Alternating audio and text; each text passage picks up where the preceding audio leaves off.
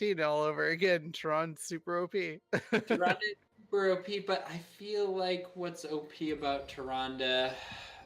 It's not like 2016. It's not like 2016. So I feel like Tyrande is what I like to call like meta OP. She just really is absurdly strong with everything that's good in the meta. She's good with Orphea. She's good with Arthas has come up. So Arthas came up through the season. Arthas Tyrande is one of like the most classic combinations. And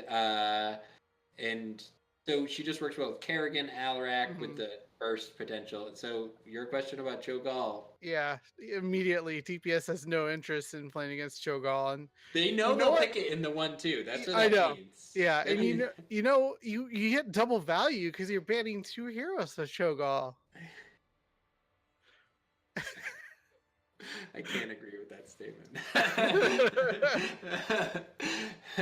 But what's crazy to me about that is DPS knows that Inaequalis will pick the Cho'Gall in the 1-2 slot, and they're still like, no, we don't want to deal with it. Just like I said last game, they just uninterested. Yeah, and we do see the Orphea first banned. Mal'Ganis is going to be the follow-up in Maev. So Orphea being the only different ban from between game 1 and 2.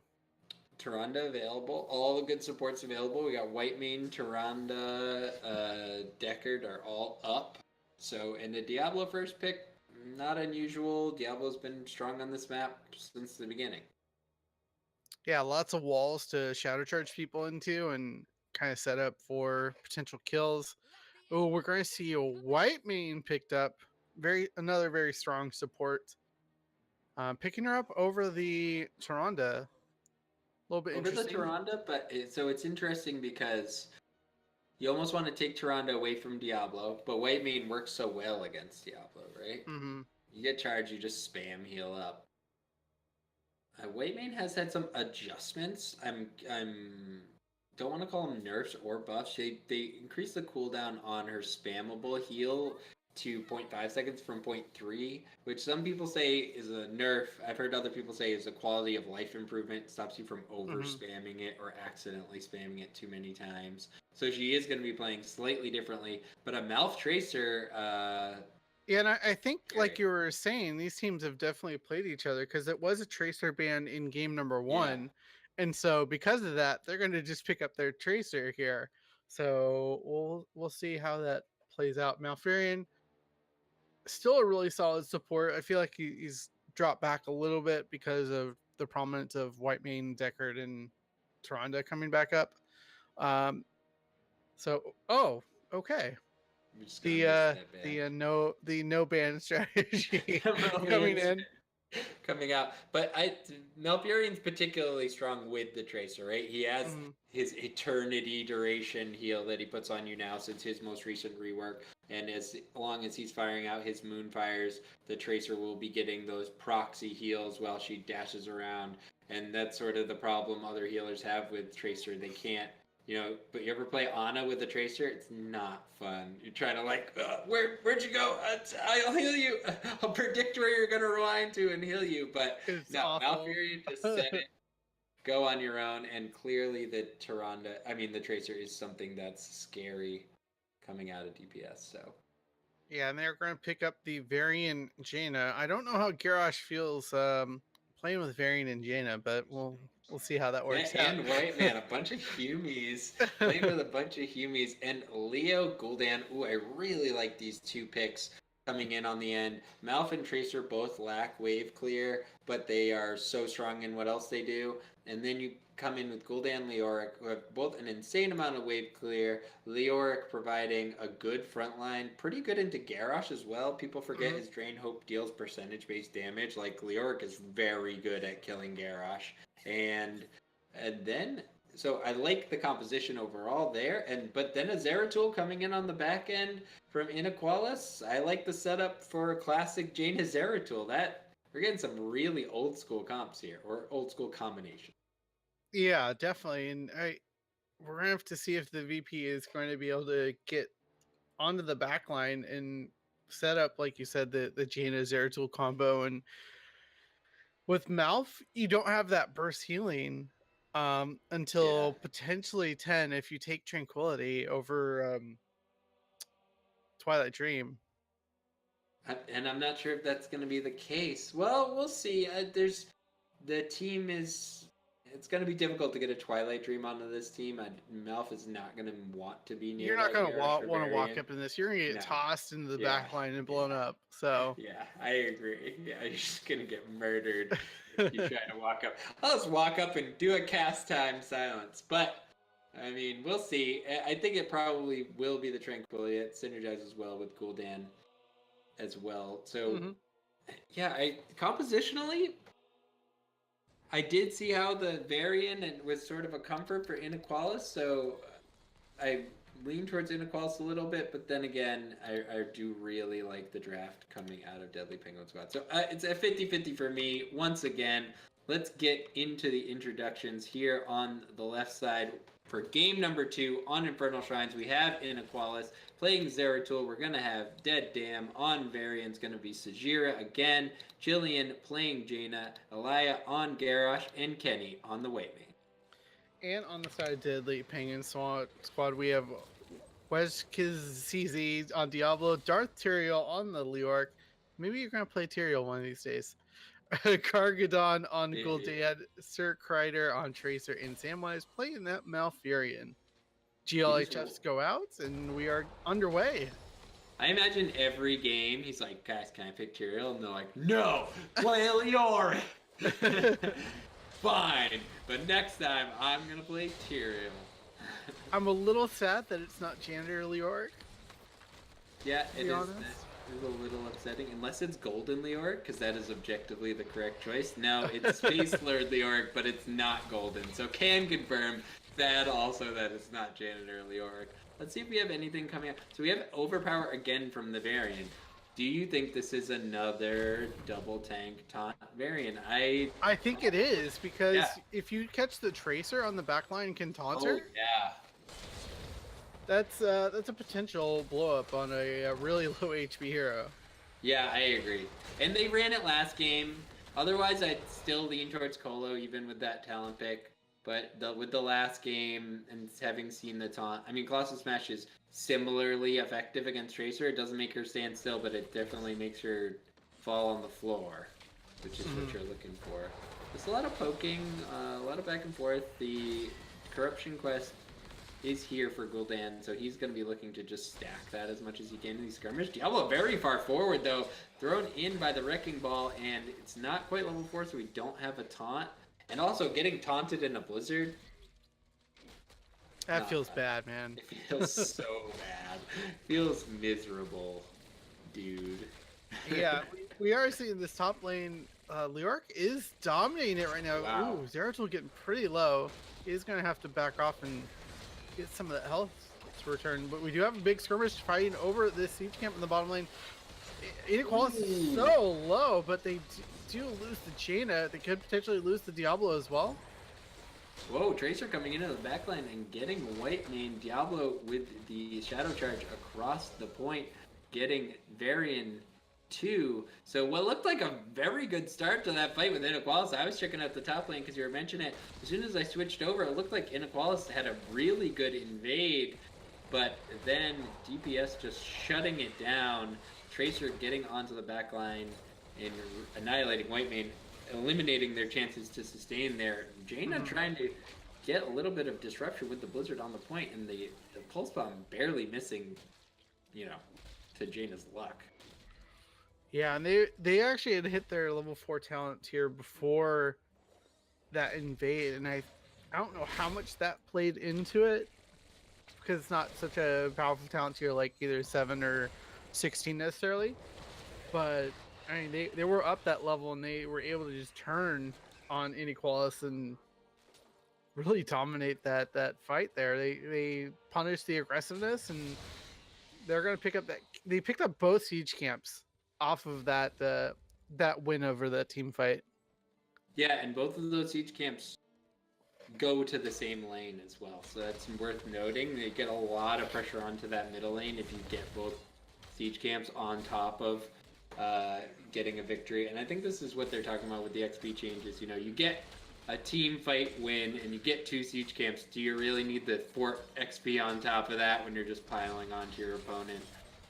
Not really. So we do see the members of DPS positioning sort of in a little bit of a surround around this point. Not too many Infernal Defenders have gone either way. Diablo looking for a big Shadow Charge, seeing if he can get a wall angle. Ooh, but we have the Groundbreaker coming out, and the Wrecking Ball just going to be used to throw Leoric away a bit. Zeratul poking. This is just a poke fight going on eternally. 17 to 20 defenders taken for each team. Diablo a bit far forward. Garrosh going to take a lot of damage. Pops his Indomitable. Now, again, throwing Leoric out, but the front line taking too much damage from Inaequalis, and the Pulse Bomb connecting onto Varian. It also hits Whitemane, does a little bit of collateral damage, so that's going to be the finisher there. Yeah, No they also protect get available. the Zeratul as well, so 2 for nothing trade to start things off, and that's going to be a Arcane Punisher going on the side of Deadly Penguin Squad. They easily clean that up, and they're looking really strong, and this is starting to spiral quickly out of control in their favor. Already up 5 kills to 0, and up a little over a full level currently. Yeah, and Arcane, probably the scariest of all the Punishers. It's not going to get too much work done here. They are going to get the front wall, and, well, they actually are getting quite a bit of damage into the fort.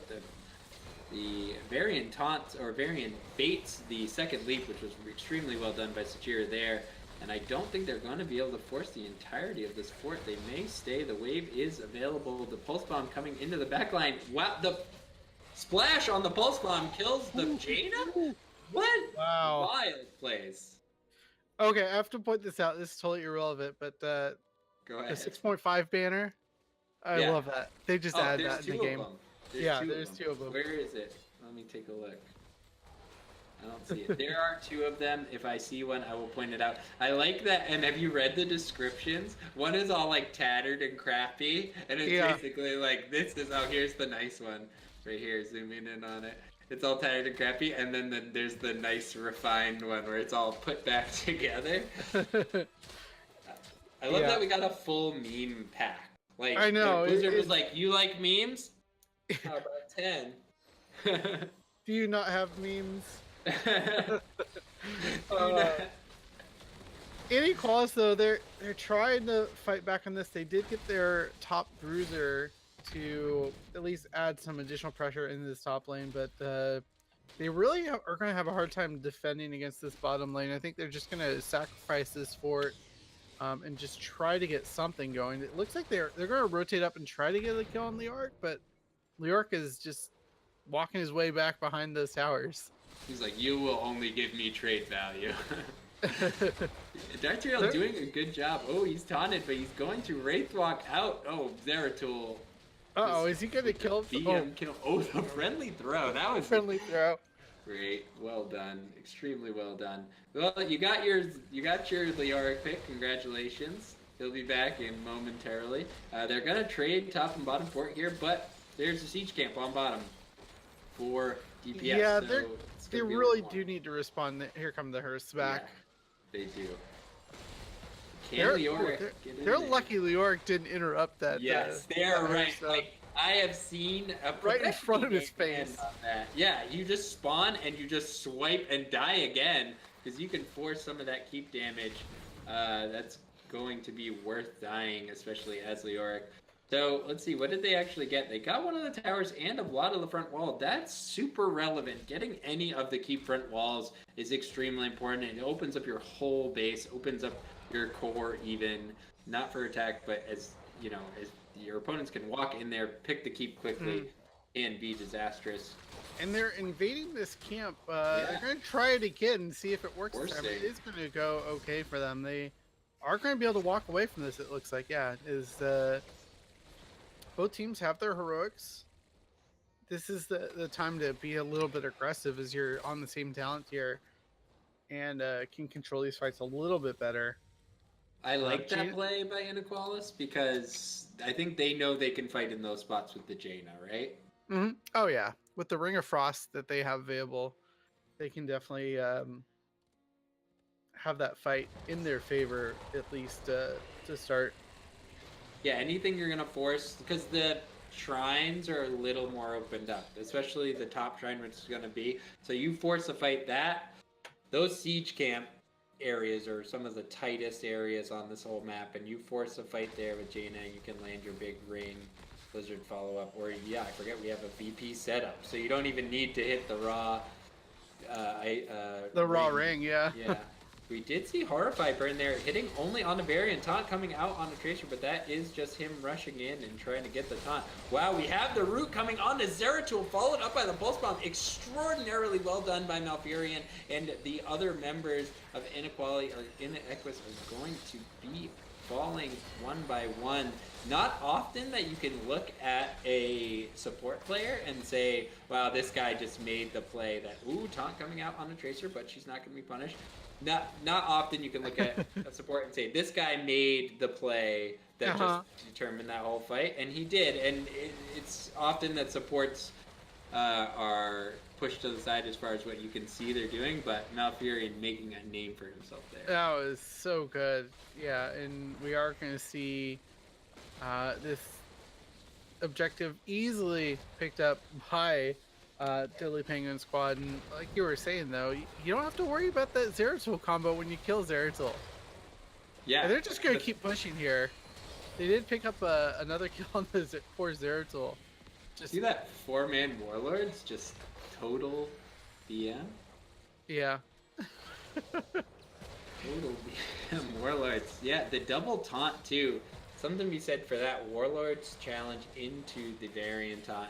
That's a long time that you're silenced and just standing still. As far, no matter who you are, you know, Malfurion, Tracer, it's enough time to blow up even tanks.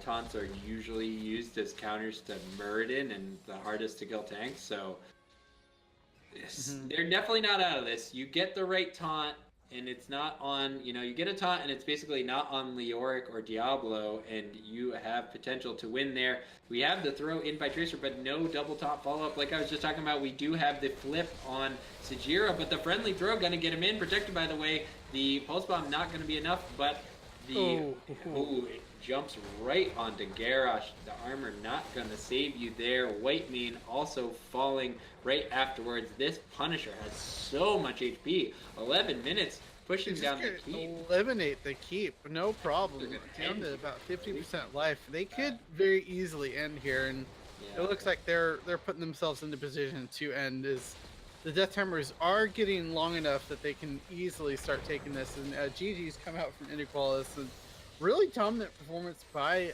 Deadly Penguin Squad here.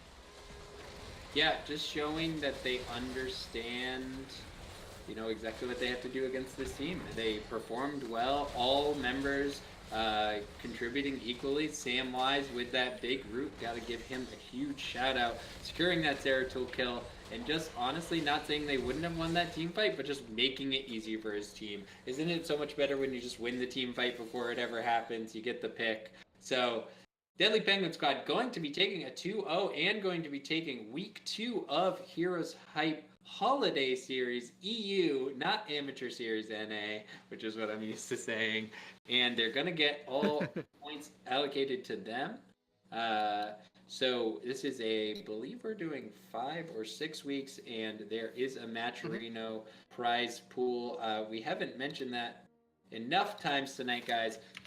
That was a great series, but before you go, make sure you click on the link there in chat. Just did a exclamation point donate. You can donate 50 cents for free. Just click on the link and type in the code EU Holiday, and you'll contribute 50 cents. If you want to contribute more than that, we appreciate it. Our players appreciate it. We really like to get some money in the hands of these players for the work that they do and all the hard effort they put in trying to get better every day.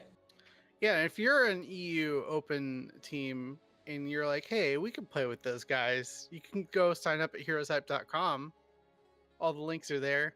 All the info on the winnings and all that stuff is there. So go check that out if you're curious about the amateur scene in EU, and if even in NA.